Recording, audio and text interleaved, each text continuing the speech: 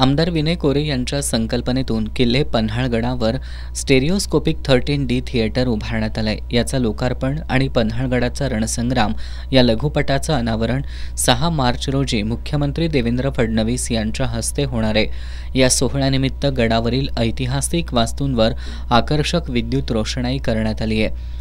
गडावर येणाऱ्या रस्त्याच्या दोन्ही बाजूला पुतळ्याभोवती आणि ऐतिहासिक वास्तू शेजारी भगवे ध्वज लावण्यात आलेत। त्यामुळे पन्हाळगड शिवमय झालाय। गडाला भेट देणाऱ्या पर्यटकांना संपूर्ण गडाचं नयनरम्य रूप पाहायला मिळणार आहे। इंटरप्रिटेशन सेंटर इथं स्टेरिओस्कोपिक 13D थिएटर लोकार्पण सोहळ्याची तयारी झाली आहे। मुख्यमंत्र्यांसह विधानसभा अध्यक्ष राहुल नार्वेकर, पालकमंत्री प्रकाश आंबेडकर, वैद्यकीय शिक्षण मंत्री हसन मुश्रीफ, पर्यटन मंत्री शंभूराज देसाई, खासदार धैर्यशील माने, आमदार सतेज पाटील यांच्यासह अनेक मान्यवर कार्यक्रमाला उपस्थित राहणार आहेत। 7 मार्चपर्यंत पन्हाळगडावर विविध कार्यक्रमांचं आयोजन करण्यात आलंय। दरम्यान पन्हाळा महोत्सवाचं उद्घाटन आमदार डॉक्टर विनय कोरे यांच्या हस्ते झालं।